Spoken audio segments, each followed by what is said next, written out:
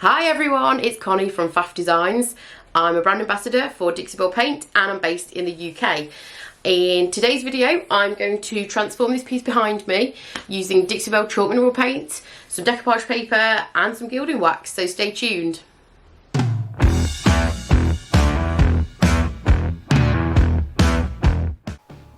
So first off, I began by cleaning the piece really well with Dixie Belle's White Lightning. Then I gave it a scuff sand because the varnish was really shiny.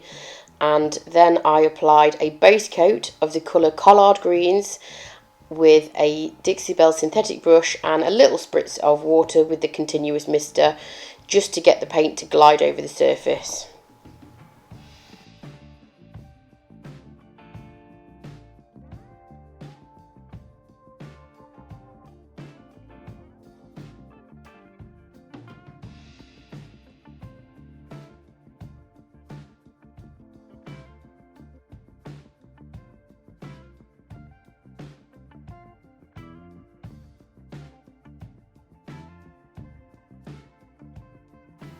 Once the collard greens had dried, I then applied one of my favourite colours from Dixie Belle, which is called Tree Frog Green. So as you can see, I'm applying this with a dabbing motion with an oval medium synthetic brush from Dixie Belle. And this is to just give a sort of layered effect over the collard greens so that I can still see that colour coming through. Even though I am applying the Tree Frog Green as the main colour, it is just going to allow the collard greens to give a little bit of depth.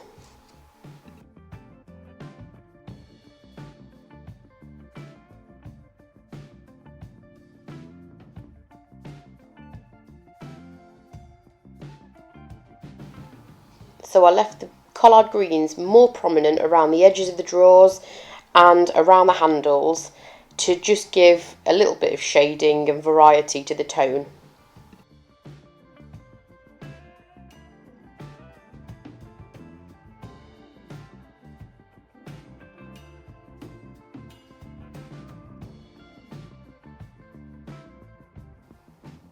Okay, first coat is dry.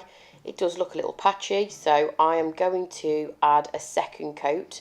This is going to give the Tree Frog Green fuller coverage, but I am also still going to let some of the collard green show through, especially around the handles and around the edges of the drawers, just to give a sense of shading around those areas.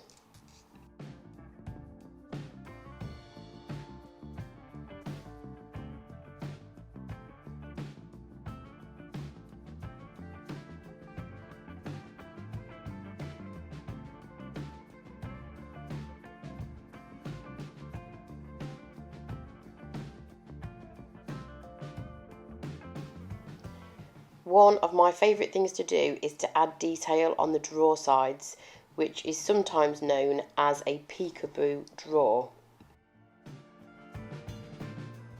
The original colour of these drawer sides was blue, so I cleaned and scuff sanded, and I'm now applying a base colour of drop cloth to the drawer sides to give me a nice neutral base to apply my decoupage paper to.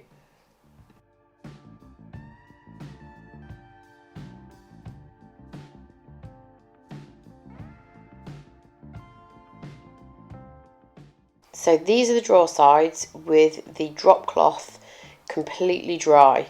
The reason for me applying a neutral base is because the decoupage paper that I'm going to use is also quite neutral. So I didn't want the blue to show through the decoupage paper when it was applied to the drawer sides. I am using satin clear coat to apply the decoupage paper. You need to make sure you get full coverage of the clear coat and make sure all the corners and edges are completely covered without using too much product, because if you use too much product, this is when you can get wrinkling. This decoupage paper from Dixie Belle is called Ancient Mud Cloth, and you can see it's quite a neutral paper, hence me adding the base colour of drop cloth to the drawer sides. So I'm just flattening the paper over the drawer sides, making sure I've got no wrinkles at all, and just smoothing it out with my hands. Because you're using the clear coat as an adhesive, it means that it allows you to move the paper around if you do have any wrinkles or it needs repositioning, because the consistency is more like a gel than a sticky glue. Equally, the paper is really tolerable of being able to be moved around, so if you do mess up, don't worry if you need to reposition it. When the paper was in place, I then went over the entire thing with satin clear coat to seal the paper and protect it from bumps and knocks.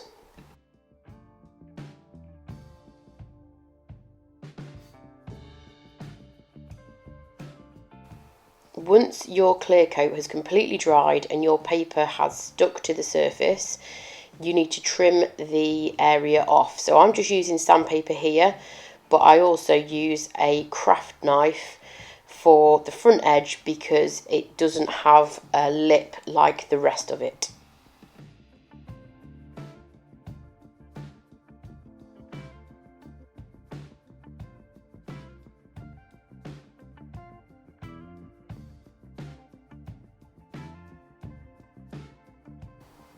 So you can see right at the front edge, I'm just taking a really sharp craft knife and just trimming the excess off the front.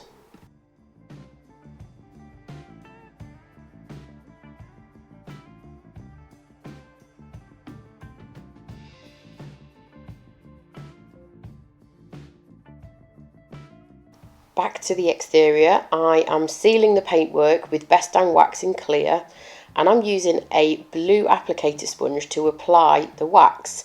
This technique is really good if you struggle with streaks or brush strokes on flat surfaces when you're applying wax.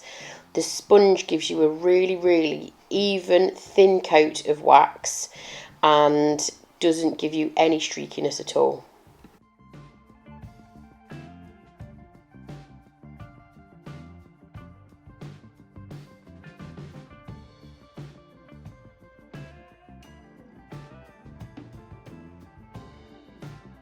Once the wax had been applied and had dried for around about 20 minutes, I took a clean dry microfiber cloth to buff the wax, which removes the excess and gives you that really gorgeous sheen.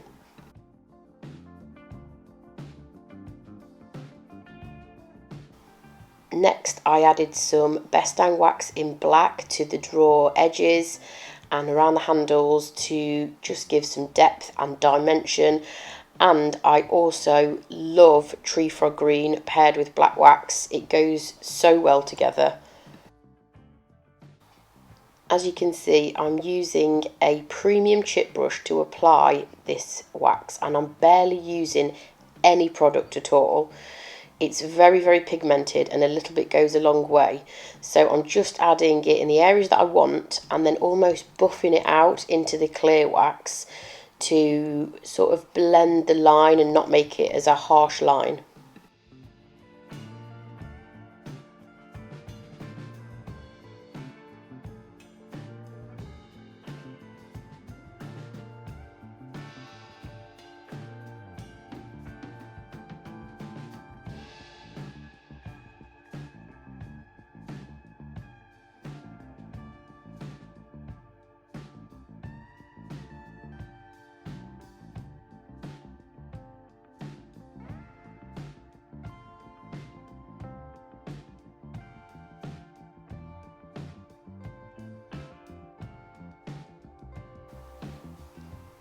Okay, so I used the original blue sponge that I applied the clear wax with, and I'm just using a very light hand to smudge the edge of where the black wax blends into the clear wax, just to give it a super soft line instead of a harsh line between the black and the clear.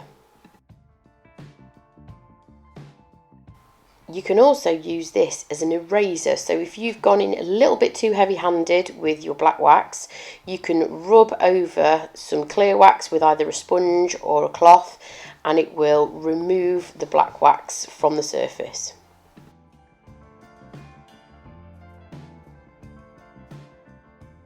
Finishing touches to this chest, I am going to add some copper gilding wax on the handles. I'm buffing it in with an artist brush for a sort of a worn look. I don't want a solid colour, so I'm sort of going for a worn look, but I think copper and green work really well together. Dixie Belle's gilding wax is oil based, it's also permanent, and you don't need to top coat it. It is perfect for updating handles and hinges or adding some detail to your project.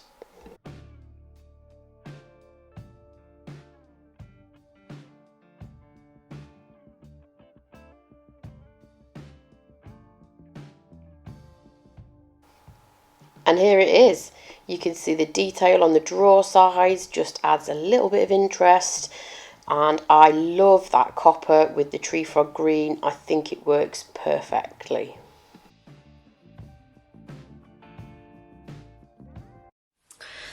Thank you for watching today, guys. I hope you enjoyed it, and make sure you subscribe to the Dixie Belle Paint YouTube channel.